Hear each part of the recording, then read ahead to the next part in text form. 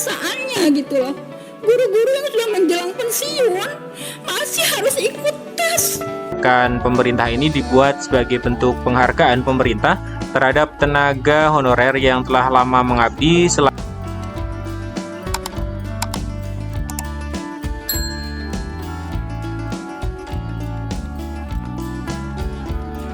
Bismillahirrahmanirrahim. Assalamualaikum warahmatullahi wabarakatuh. Halo teman-teman semuanya, kembali lagi bersama kami di channel Cahaya Baru. Berjumpa dengan video yang baru ini, kami akan kembali kabarkan masih terkait dengan pengangkatan tenaga honorer menjadi ASN P3K. Namun sebelum kita masuk di pembahasan, seperti biasa bagi teman-teman yang baru berjumpa dengan channel kami, jangan lupa untuk subscribe channel ini dan nyalakan lonceng notifikasinya. Terima kasih. Kita ke pembahasan. Jadi masih terjadi gejolak ya, terutama untuk R2 dan R3 yang belum mendapatkan formasi.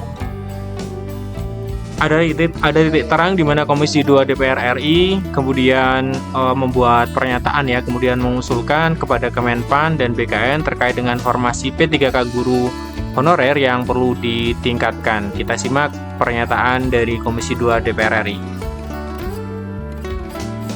Memohon ya kepada pemerintah, dalam hal ini mungkin Menpan RB atau BKN, kami berharap formasi ini mestinya harus dihitung kembali, mengingat banyak sekali aduan dari masyarakat tentang masalah formasi, yang mana ada teman-teman dari tata usaha yang kerjanya 2 tahun lebih sedikit itu sudah masuk.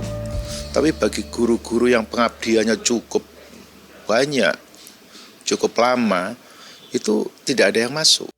Kemudian berikutnya ada sebuah berita dari rri.co.id di mana di sini disebutkan kebijakan pemerintah ini dibuat sebagai bentuk penghargaan pemerintah terhadap tenaga honorer yang telah lama mengabdi. Selain itu, langkah ini bertujuan meningkatkan kesejahteraan mereka melalui pengangkatan sebagai P3K.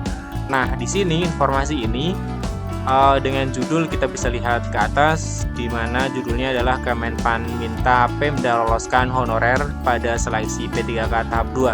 Apakah ini kemudian menjadi sebuah jalan keluar bagi R2 dan R3?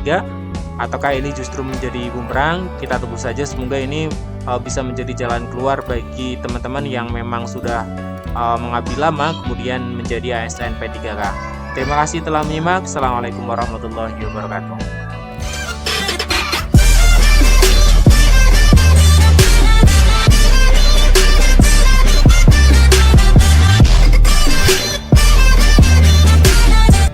Komisi 10 yang kami muliakan, izinkan saya membacakan paparan audiensi ini agar bisa tersampaikan secara terstruktur dan sistematis, tidak terlewatkan dan tidak terlupakan. Mudah-mudahan tuntutan, pernyataan sikap tuntutan serta masukan ini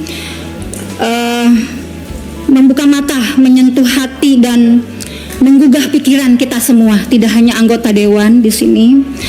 Sehingga semuanya bisa dapat memahami apa sih maksud dan tujuan kami, apa sih arah langkah kami sehingga harus berjuang sampai di sini gitu tuh ya. Sebelumnya kami sudah berupaya beraudiensi dengan anggota dewan di tingkat kabupaten kota, kemudian ke provinsi. Kebetulan karena saya dari Banten, saya menempuh di Kabupaten Pandeglang karena saya mengajar di Pandeglang. Kemudian ke Provinsi Banten, alhamdulillah kita bisa beraudiensi dengan 2 komisi 2 bidang pemerintahan dan komisi 5 bidang pendidikan. Kami juga menempuh beraudiensi dengan DPD Banten, alhamdulillah kami diterima oleh Ibu Ade Sulasi ya. Ibu Ade Sulais ya, mohon maaf. Kami sangat berterima kasih kepada anggota dewan di tingkat kabupaten, kota, provinsi yang sudah menerima kami dan mereka memberikan masukan kepada kami untuk ini bisa dilanjutkan ke tingkat pusat, dan alhamdulillah kami diberikan jalan yang mudah. Menurut saya ini memang saatnya kami dari PLPG, sertifikasi PLPG, lulusan PLPG, ex PLPG, untuk menyuarakan aspirasi kami. Telah kita sadari bahwa kewajiban dan peran guru itu semuanya sama antara guru di negeri maupun di guru swasta atau non ASN. Tapi pada kenyataannya kita ketahui bersama, kita masih dari guru swasta ini, terutama sertifikasi swasta lulusan PLPG, masih mendapatkan perbedaan hak dan perlakuan. Salah satunya adalah hak mendapatkan kesejahteraan dan kepastian status, dan ini terjadi bertahun-tahun belum kunjung usai.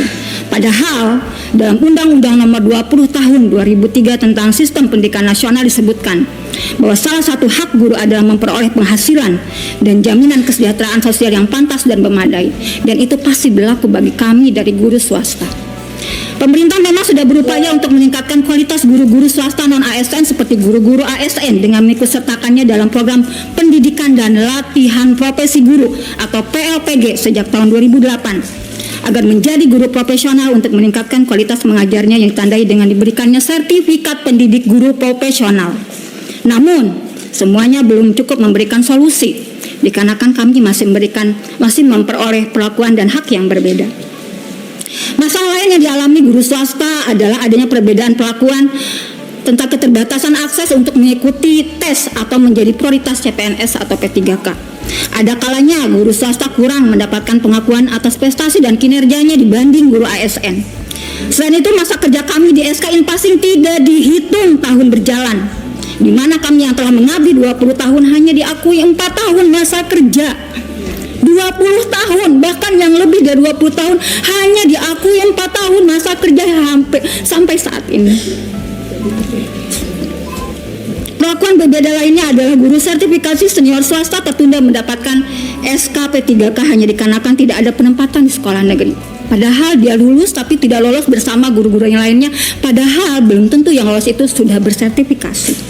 Anggota Dewan Komisi 10 yang kami hormati, perlu diketahui semuanya bahwa guru sertifikasi swasta PLPG wadah kami ini adalah guru sekolah swasta yang telah mendapatkan sertifikat pendidik sebagai guru profesional setelah lulus mengikuti pendidikan dan latihan profesi guru PLPG selama 10 hingga 11 hari secara tatap muka, bukan daring, sejak tahun 2008 hingga 2017. Selama PLPG kami mengkaji kembali ilmu teori, ilmu praktek pendidikan atau pedagogik, bahkan wawasan kebangsaan, membuat modul ajar dan administrasi pembelajaran lainnya.